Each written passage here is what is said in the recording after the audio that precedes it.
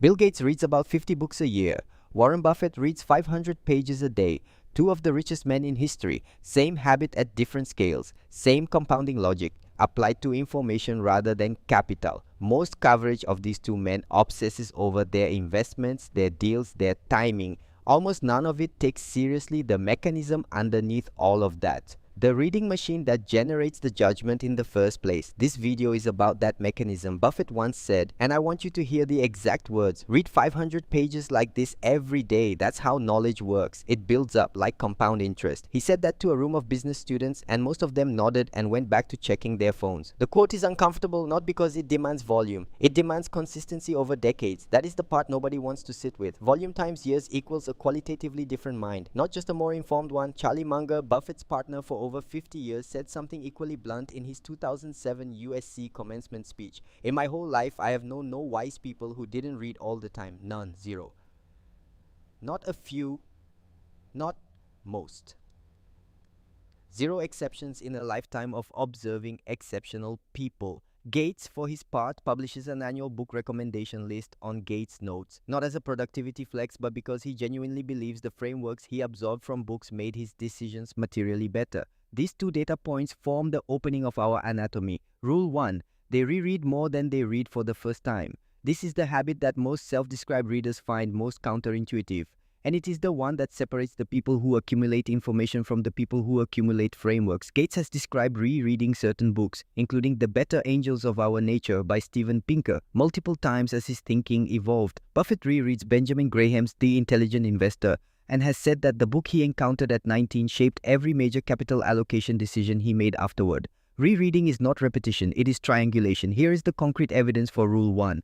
In Buffett's 2014 shareholder letter, he writes about the influence of Phil Fisher's Common Stocks and Uncommon Profits, a book he first read in the late 1950s and returned to across decades. Each reading, he has noted, revealed layers he was not yet equipped to see the first time through. Morgan Housel makes this point precisely in The Psychology of Money. The most important financial topics are not new information. They are old lessons seen through new personal experience. Rereading gives you the same map at different stages of the journey. The terrain you see changes because you have changed. Rule 2. They keep a kept list, not a TBR list. A TBR to be read list is aspirational and mostly psychological theater. A kept list is a running record of what you have actually finished, annotated with a single sentence about how it changed a decision or a belief. Gates maintains this discipline through Gates Notes, which functions publicly as a kept list. His reviews are not summaries.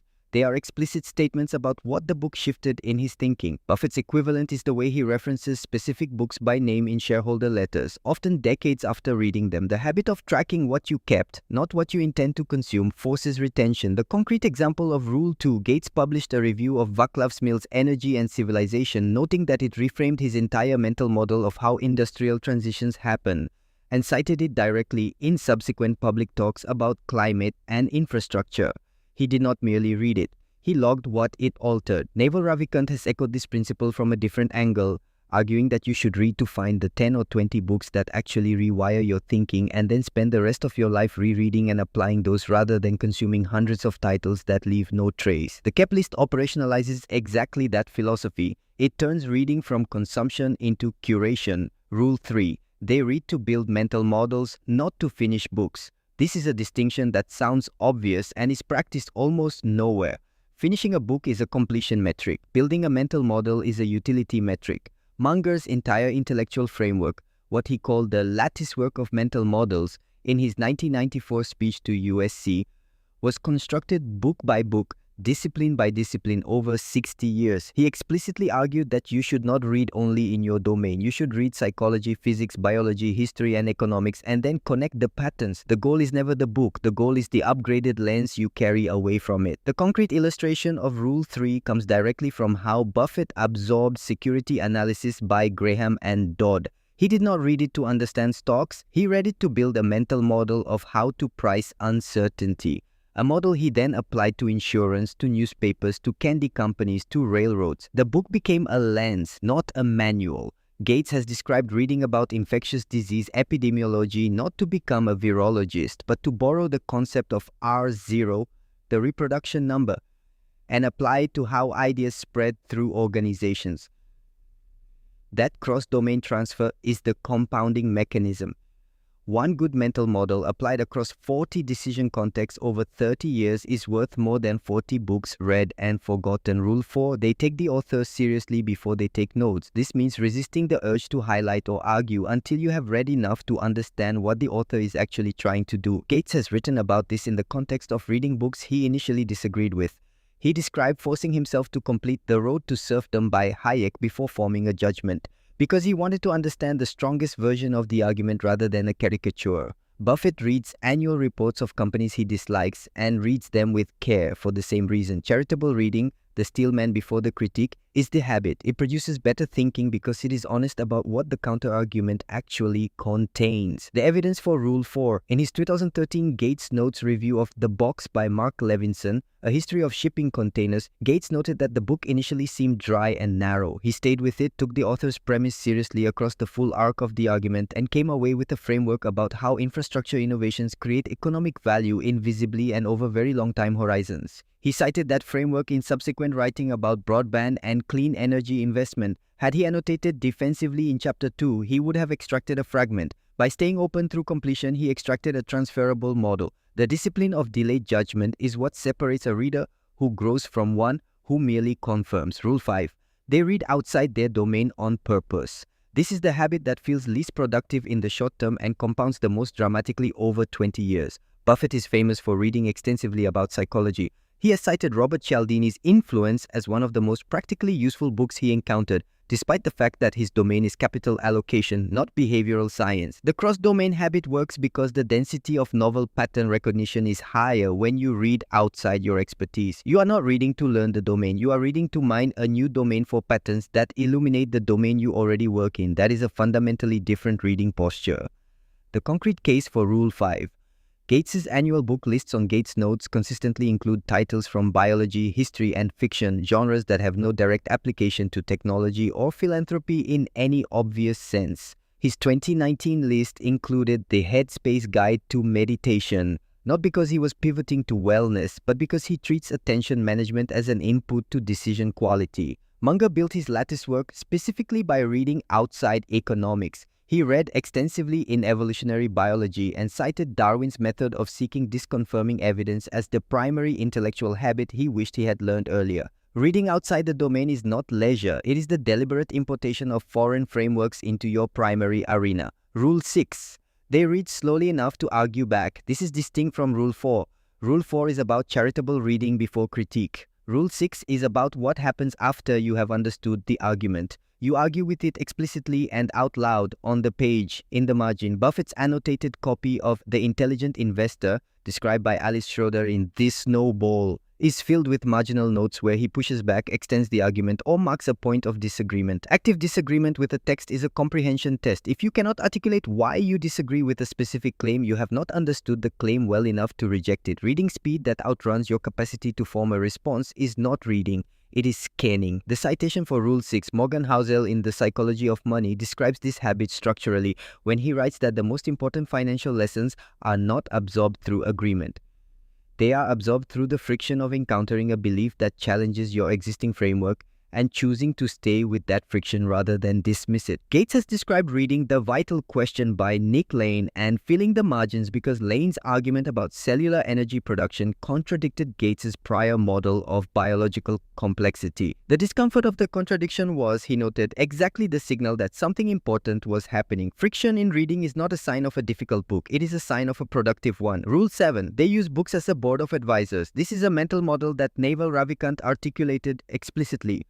The idea that a serious reader has permanent access to the thinking of the greatest minds in history at the cost of a few dollars and a few hours. Gates has made this point in almost identical language, that he can spend an afternoon with Richard Feynman or a morning with Adam Smith or an evening with a researcher at the forefront of climate science, all for the price of a paperback. Buffett's framework for capital allocation did not emerge from conversations with contemporaries alone. It emerged primarily from an ongoing dialogue with the dead, conducted through their books. The Board of Advisors model changes how you select books. You are not browsing, you are recruiting. The practical evidence for Rule 7. Buffett's 1996 shareholder letter references both Adam Smith and Benjamin Franklin in the same paragraph when discussing the nature of competitive advantage. He is not name-dropping. He is literally pulling two advisors from two different centuries into a single analytical moment. Gates has written about using insights from Enlightenment Now by Pinker as a counterweight whenever he encounters pessimistic projections about global development.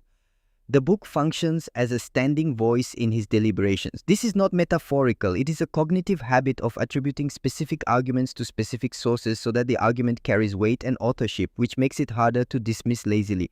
Books as advisors means books as named voices, not as anonymous information. Rule 8. They annotate with decisions, not with highlights. A highlight is passive. A decision annotation is active. The distinction is this. A highlight says, "This is interesting." A decision annotation says, "This changes how I will behave in situation X."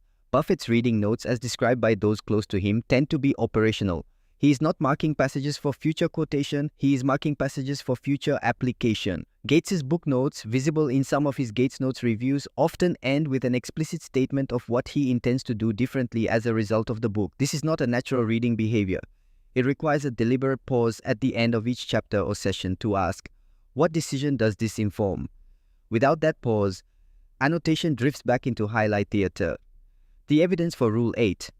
In Gates's review of Factfulness by Hans Rosling on Gates Notes, he does not summarize the book's thesis. He describes the specific cognitive biases the book identified in his own prior thinking and names the decisions he will make differently as a result, specifically around how he presents data in public communications about global health. That is decision annotation made public. Munger has been even more direct. In his 2007 USC speech, he argued that knowledge acquired without a checklist for application is almost always wasted. He said that the reason checklists work in medicine and aviation is the same reason reading without a decision framework produces no durable behavior change. The annotation is the checklist. It is the translation layer between knowledge and action. Rule 9. They share what they read, because compression is comprehension. Gates Notes is the public expression of this habit. By writing a review, Gates is forced to compress a 300-page argument into a coherent one-page statement of what the book means. That compression process is not just communication. It is the deepest test of whether you actually understood what you read. Buffett writes his annual shareholder letters partly as a teaching document. He has said explicitly that writing clearly forces him to think clearly, and that any idea he cannot explain plainly is an idea he does not yet fully own. Richard Feynman's learning technique, explain a concept in simple language to identify the gaps, is the exact same mechanism applied to reading. Sharing is not generosity, it is stress testing. The practical application of Rule 9. Buffett has required his managers at Berkshire Hathaway subsidiaries to write one-page memos summarizing their operational thinking. Not because he lacks information, but because the act of writing the memo forces the manager to identify what they actually believe versus what they vaguely sense. He modeled this discipline on his own reading practice. Naval Ravikant has described a version of this publicly. He tweets and discusses the books he reads immediately after finishing them, not to build an audience, but because the act of articulating the idea within 48 hours of reading dramatically increases retention at the 3-month and 12-month marks. Sharing is the compression. Compression is the test. The test is where actual learning happens. Without the output, the input is mostly noise. Rule 10. They protect reading time like a capital allocation decision. This is the most structural habit on the list, and it is also the one most clearly separating serious readers from aspirational ones. Buffett blocks the first several hours of every working day for reading and thinking. Not meetings, not calls, not emails. He has described this as the single most important scheduling decision he has made across his career. Gates famously takes 2 think weeks per year, retreats where he reads exclusively without meetings for 5 to 7 days. These are not vacations, they are operating decisions. The underlying logic, attention is the scarcest capital you manage. Allocating it to reading rather than reaction is a bet that input quality determines output quality over the long run. And the evidence suggests that bet has paid off. The concrete evidence for Rule 10. In a 2017 interview with CNBC, Buffett told a student who asked how to improve their mind, read 500 pages like this every day. That's how knowledge works. It builds up like compound interest. All of you can do it, but I guarantee not many of you will do it. The not many of you will do it is the operative phrase. He's not describing a secret. He's describing a discipline that most people do not protect sufficiently to execute. Gates's Think Weeks have been credited with producing some of his most consequential strategic decisions at Microsoft. The 1995 memo, The Internet Tidal Wave, was written during a Think Week. Protecting reading time is not a lifestyle choice. It is a capital allocation decision with a documented return on investment. Now let us do the math. Not metaphorical math, actual numbers. Habitual reader, 1 book per month, starting at age 22 for 30 years. That is 360 books. At an average of 15 distinct ideas per book, that is 5,400 frameworks available for pattern matching. Each framework applied across 10 decision contexts over a lifetime represents 54,000 moments of enhanced judgment. Non-reader, 0 books, 0 frameworks, 0 compounding. The compound interest curve does not care about the asset class. Information compounds by exactly the same mechanism as capital. The base grows, the returns apply to the larger base, and the gap between the two trajectories becomes exponential over time. This is not a metaphor. It is a structural description of how cognition develops under different input regimes. Here is the number that makes this concrete in financial terms. A 2020 research synthesis by Tom Corley, who studied the habits of 233 wealthy individuals and 128 people in financial difficulty over 5 years, found that 88% of wealthy individuals read at least 30 minutes per day for learning versus 2% of those in financial difficulty. The 4 million net worth difference between the median wealthy individual and the median non-wealthy individual in that study is not literally caused by reading. Nobody buys a house because they read a book, but the people who read build the mental models that produce better decisions about careers, businesses, relationships, and risk. And those decisions compounded over 30 years into a 7-figure decision quality gap. The books are not the mechanism. The upgraded mind is. The compounding mechanism works through what psychologists call transfer. The ability to apply a learned framework to a novel context. Every strong mental model you absorb increases your transfer surface. A person who has read deeply in psychology, economics, biology, and history has a transfer surface many times larger than a person who has read only within their professional domain. Buffett's ability to recognize the economic moat of See's Candies, a candy company, came from a mental model he built reading about brand loyalty in an entirely different context. The model transferred. The transfer made him approximately $1.6 billion over the holding period, according to his own accounting in shareholder letters. That is a transfer event. It was made possible by decades of reading that built the mental model capable of seeing it. Here is the uncomfortable version of this math. Most people who do not read heavily are not choosing laziness. They are choosing other inputs. Podcasts, social media, video content, news feeds. Those inputs are not worthless, but their compound return on mental model formation is demonstrably lower because they are optimized for engagement rather than depth. A 45-minute podcast interview typically delivers between 2 and 4 transferable ideas. A serious nonfiction book typically delivers between 10 and 20. The density differential multiplied over 30 years of input choices is the gap. It is not about intelligence, it is not about time, it is about input density per hour chosen consistently, compounded over decades. Gates and Buffett chose the denser input. They chose it every day, and the math did the rest. So here is the synthesis. 10 rules. 1 mechanism. Gates reads 50 books a year and shares what he learns. Buffett reads 500 pages a day and blocks the morning to do it. Munger built a lattice work from 6 disciplines over 60 years. What connects all 10 rules we covered today is a single operating principle. They treat reading as a capital allocation decision, not a leisure activity. They protect it, compound it, annotate it, share it, and revisit it. The result is not just that they know more than their peers. The result is that they see differently. They have more frameworks available when a decision arrives, and frameworks determine outcomes at the margin over a lifetime. The habit is simple. The discipline is not. Before I close, I want to leave you with a question. And I want you to actually answer it in the comments, because your answer will tell you something important about your current reading posture. Here it is. If you had to give up either one, every podcast you currently subscribe to or every book you have never reread, which would actually cost you more in the long run? Think carefully before you answer.